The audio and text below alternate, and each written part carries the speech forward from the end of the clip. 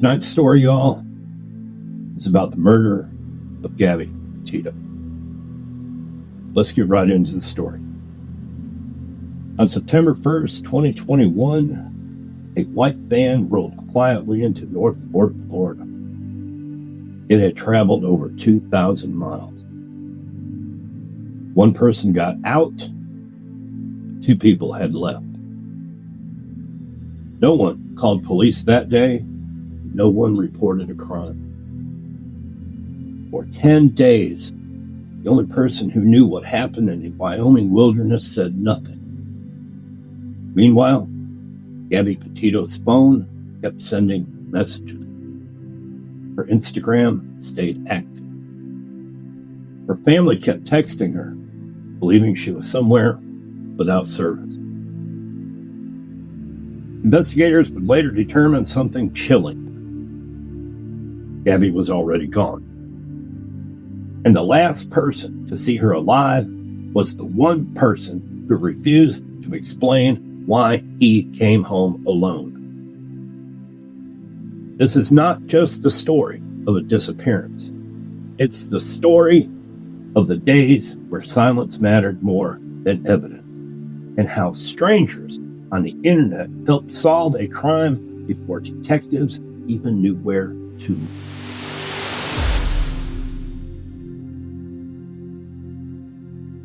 In the summer of 2021, 22-year-old Gabby Petito believed she was beginning the life she had always imagined.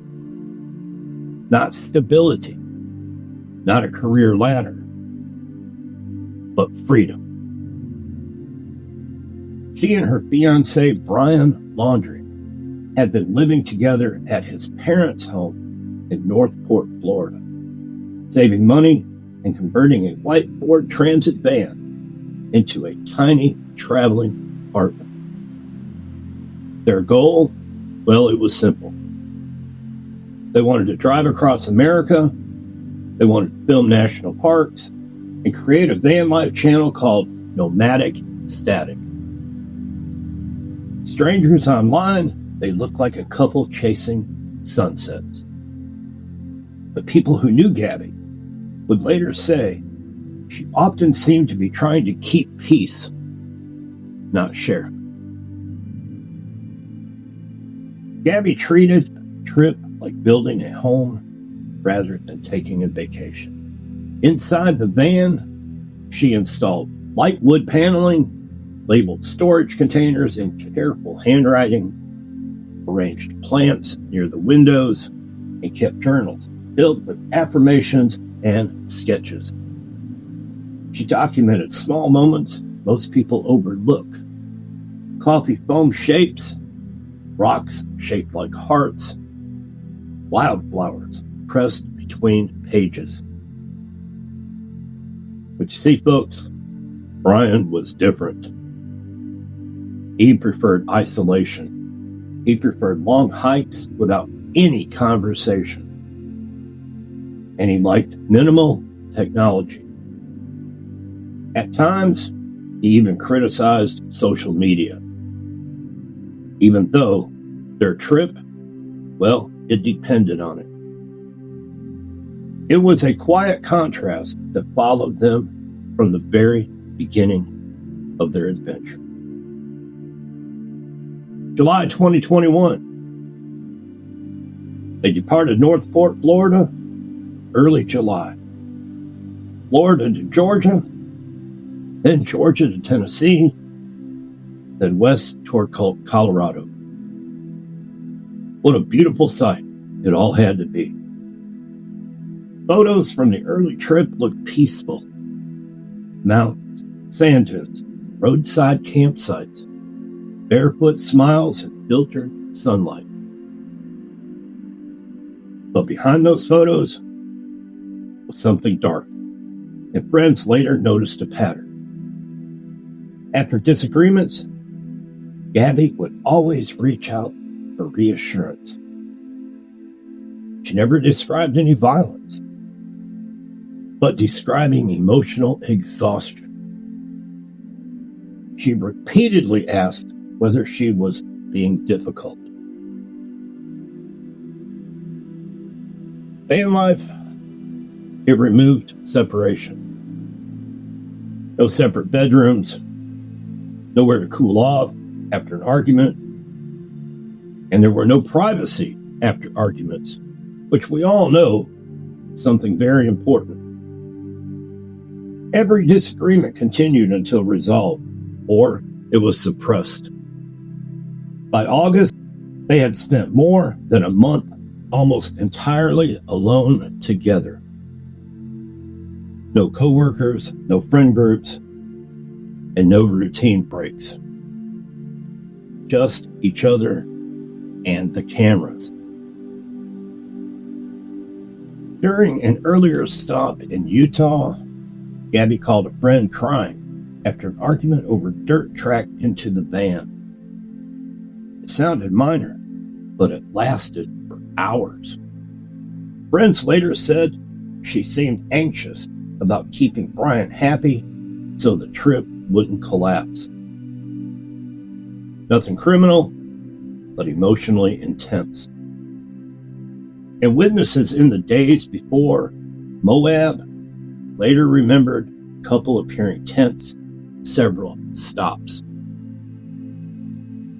Then someone had decided that it went way, way too far. August 12th, 2021, Moab, Utah.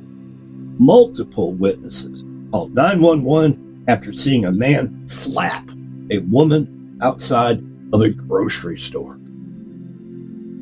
Police body camera footage showed Gabby crying uncontrollably in the passenger seat, apologizing repeatedly and struggling to breathe between sentences. But yet Brian stood calm, detached. Officers separated them and questioned each of them individually. Gabby blamed herself. Brian said he just pushed her away. Police classified it as a mental health incident rather than domestic violence and ordered them to spend the night apart. Brian, he got to go to a hotel. Gabby, she got to sleep in the van.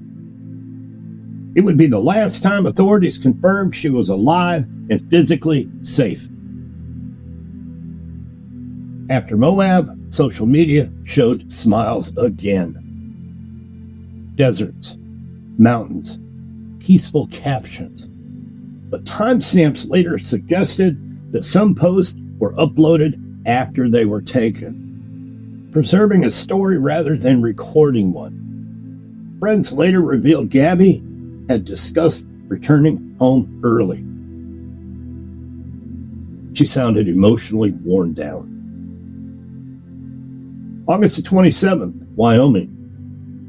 At a restaurant near Grand Teton National Park, witnesses saw Brian involved in an argument with the staff. Gabby appeared quiet and apologetic. Later, she FaceTimed her mother, but nothing sounded wrong. But investigators would eventually identify this as the last day she was known to be alive. After August 27th, her digital life continued, but it no longer came from her.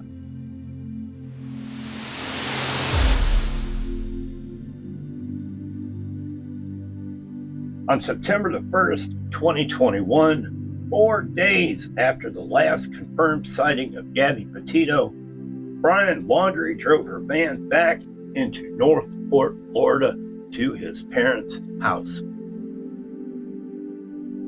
Alone. He parked in the driveway of the home he shared with his parents and went inside. No missing person report existed yet, and no police were even looking for her, because no crime had been announced. And for the next 10 days, the only people who knew Gabby hadn't come back with him, well, damn, they never even spoke publicly about it. And hundreds of miles away, her family believed that she was still traveling. Gabby's mama, Nicole Schmidt, continued receiving messages from Gabby's phone. But she would later admit that they just didn't feel right. They were short, uncharacteristic, and without emotion, just complete dryness. And Gabby normally called. She used voice notes. She sent long messages filled with details. Now, there was nothing but brief responses and a lot of gaps in time. Then came a message mentioning Yosemite National Park. The problem? Investigators would later confirm Gabby was nowhere near Yosemite. She had been in Wyoming, and her mother grew uneasy. But there was still no proof anything had went wrong. While Gabby's family tried reaching her, Brian stayed home. Neighbors later recalled seeing him riding a bicycle, mowing the lawn, walking normally around the neighborhood like nothing had ever went on. There was nothing outwardly alarming, but one detail would later disturb the investigators.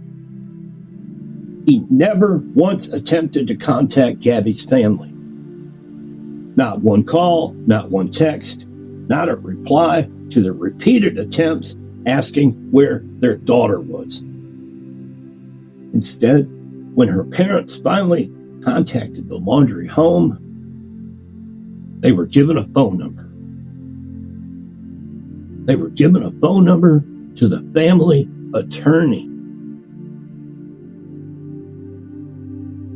So after days of failed contact, Gabby's family requested a welfare check at the Laundrie residence. Police knocked, and Brian was inside. But he did not speak to the officers. He handed them his attorney's information. Wow. Officers now knew something was wrong. But legally, they still didn't have a missing person, because Brian had returned in her vehicle, and no one could prove she wasn't still traveling. 10 days after Brian came home, Gabby Petito was officially reported missing. The case, well, it changed instantly. You see, now police had a timeline. Gabby was last seen in Wyoming, the van was in Florida, and the fiancé refusing to answer any question. Within 24 hours, the story exploded nationally, because people noticed something investigators hadn't yet fully processed. Brian Laundrie was the last person known to be with Gabby Petito, and he was not helping to find her. Media surrounded the Laundrie home day and night. Protesters gathered outside, and drones filled the backyard.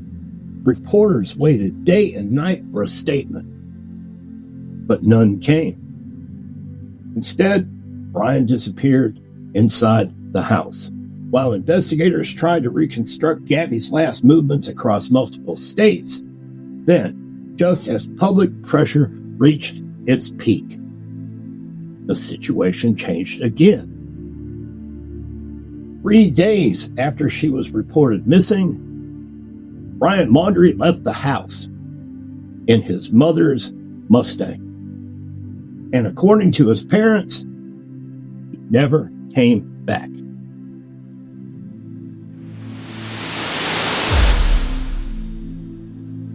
By middle of September of 2021, the search for Gabby Petito stretched across half of the United States. Wyoming Rangers, they checked trails.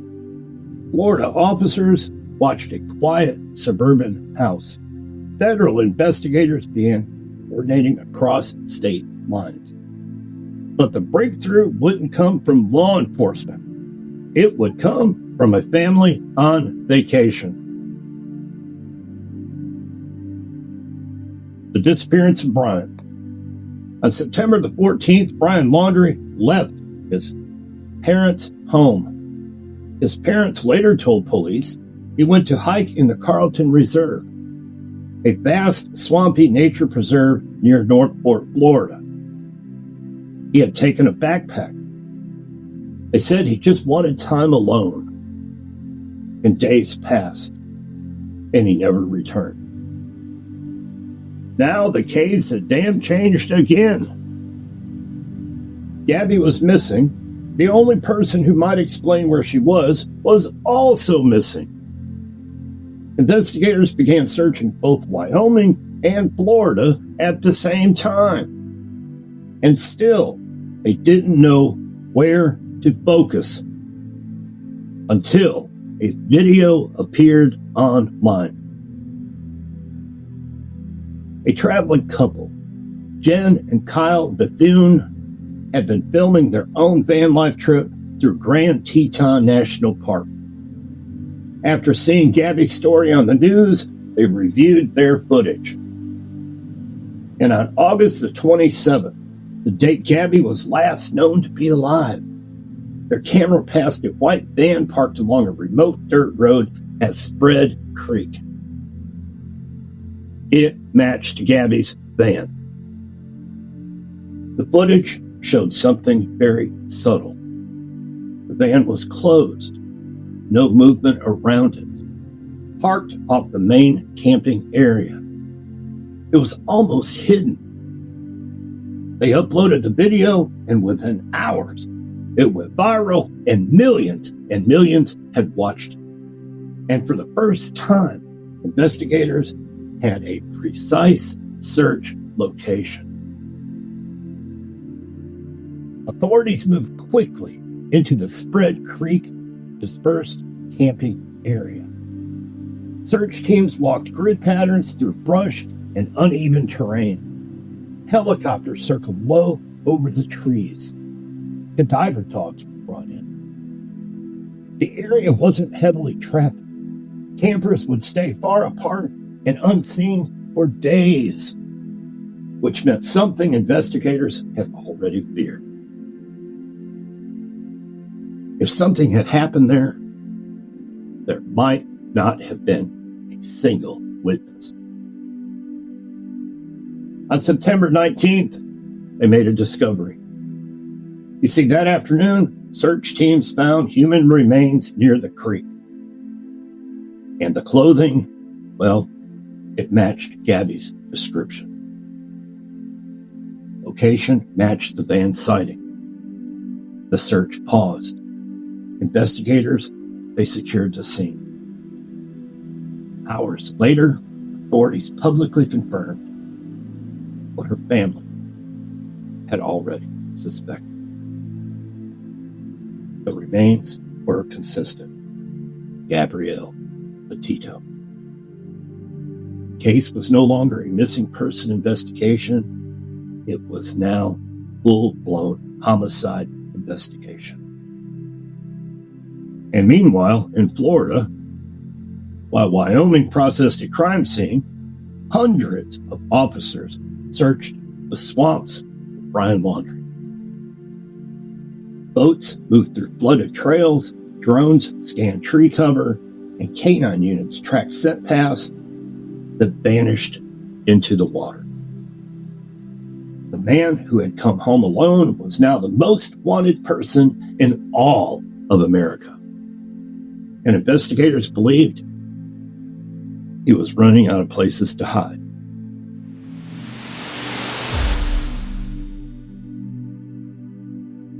By late September 2021, the nation had turned its full attention to the unfolding tragedy. Wyoming authorities confirmed what everyone feared.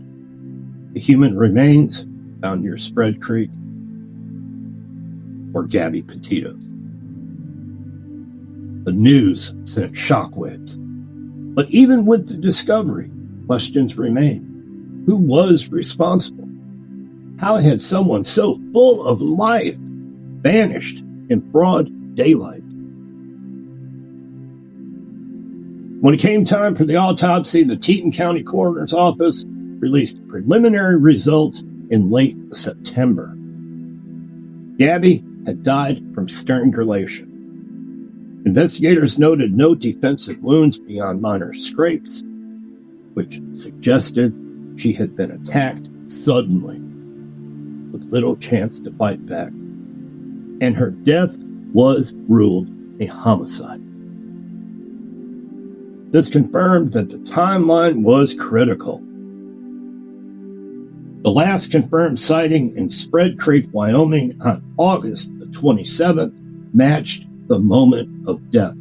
And from that point, the investigation became criminal rather than just a missing person.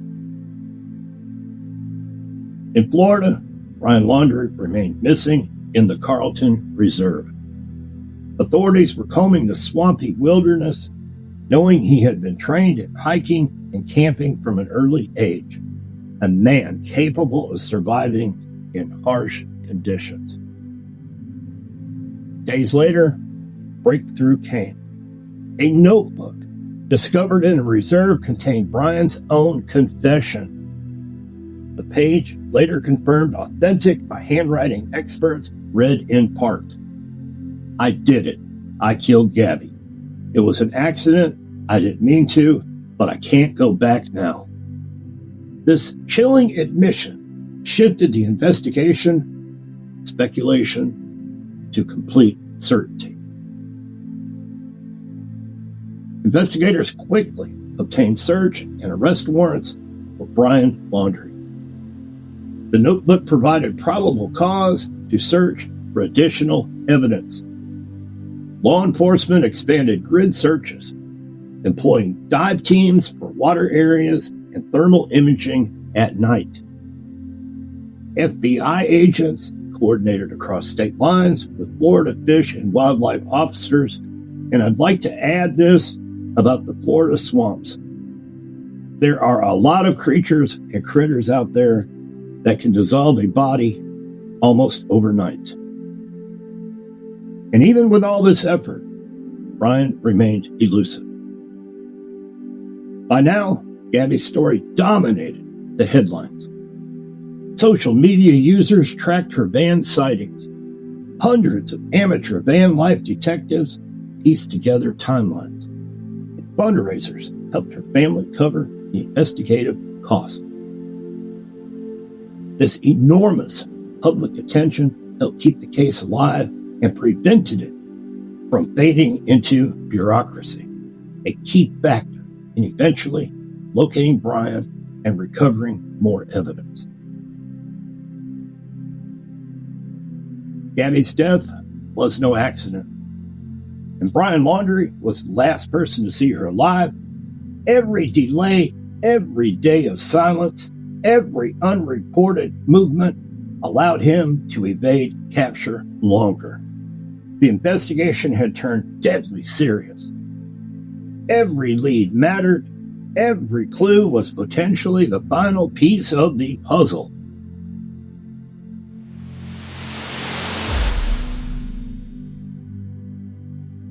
And so the manhunt begins. By late September 2021, search for Brian Laundrie had become one of the most high-profile manhunts in all of the United States history. He had disappeared into the Carlton Reserve, a 25,000-acre swampy wilderness in Florida filled with dense brush, marshes, and narrow trails. Law enforcement knew he was familiar with the terrain. A young man who had grown up hiking, camping, and navigating the reserve with his parents.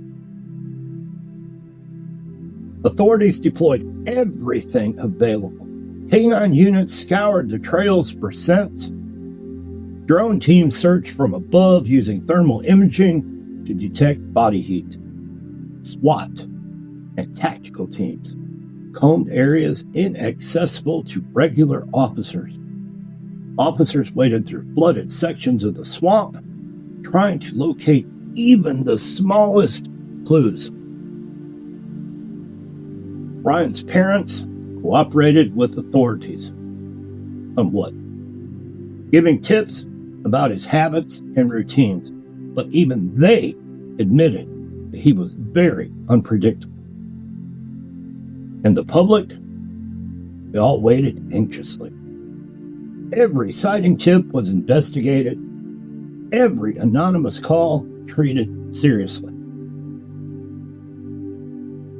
The notebook found earlier in the reserve became very, very crucial. Investigators cross-referenced it with digital timelines, van locations, Brian's online activity. It provided potential search locations and narrowed down areas where he might have left traces, clothing, personal items, or even burial spots. Despite this, days turned into weeks. And Brian, well, he seemed to vanish completely. Social media and news coverage amplified the pressure. Hashtags trended worldwide. Fundraisers for Gabby's family raised tens of thousands of dollars. But for law enforcement, the priority remained: locate Brian alive or confirm his fate. The psychological toll was immense. Officers worked 16-hour shifts in heat and rain. They faced false leads, decoys, and the vastness of the Florida wilderness. On October the 20th, there was a breakthrough. After weeks of exhaustive search, authorities discovered human remains in the Carlton Reserve. The site is very remote, waterlogged and covered in brush, clearly untouched for some time. Dental records and forensic confirmation later revealed that the remains belonged to Brian Laundrie. Investigators concluded that he had died from a self-inflicted gunshot wound, and that he had likely taken his own life shortly after confessing in the notebook. And then the manhunt ended. With Brian gone, law enforcement could finally close the search. Notebook provided insight into the final hours of Gabby's life. Evidence from the reserve, digital devices helped confirm the timeline. Public fascination remained, but for her family, closure, while tragic, was some sort of a relief.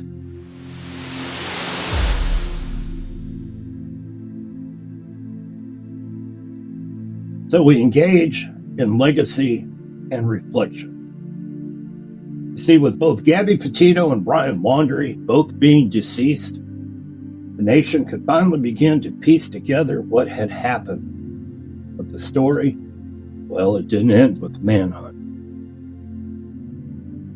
Authorities reviewed every detail of the cross-country trip. Surveillance footage, receipts, and social media posts confirmed the timeline of Gabby's last days. Brian Laundrie's notebook revealed his own admission, clarifying the circumstances surrounding Gabby's death. Van campsite evidence confirmed locations she had visited and documented, providing closure of the sequence of events. The case was officially closed as a homicide, with the perpetrator deceased, leaving only unanswered questions about motive and the psychological dynamics between the two. Gabby Petito's disappearance ignited a nationwide dialogue about missing persons. The case highlighted the disparities in attention between missing white women and missing women of color, now known as the Gabby Petito effect. Law enforcement agencies across the country reviewed how missing person reports are prioritized. Social media emerged as a tool, citizen investigation, helping spread awareness, sometimes providing leads that official channels may have overlooked. Gabby's family and friends used the tragedy to advocate for change, emphasizing early reporting, better law enforcement communication, and support for families of missing individuals. See, Gabby's life more than her disappearance. She loved animals and volunteered at a shelter. She carried a camera and a journal, documenting small wonders of the world around her. And she inspired thousands to pursue their dreams, travel safely, appreciate life's fleeting moments. Memorials were held in her hometown and across the entire country, with flowers, letters, and painted rocks left in her memory. Gabby Petito's story reminds us of several painful truths. Early warning signs do matter. Gabby had shown signs of distress that, had they been recognized, might have altered the outcome. And silence can be deadly. Brian's refusal to speak to authorities and family members delayed the investigation. Public attention can and always will make a difference. Social media and citizen investigators kept pressure on law enforcement and helped locate key evidence. Her name, her life, and her story continue to resonate far beyond the headlines. Gabby Petito's journey was meant to be a story of freedom, exploration, and love. Instead, it became a cautionary tale of trust, control, and tragedy. Yet her legacy endures, and the reforms sparked by her case, in the memories of those who loved her, and in the awareness she brought to the world about how quickly someone can disappear and how deeply we must care to prevent it. Her life, though brief, left a mark that will not fade.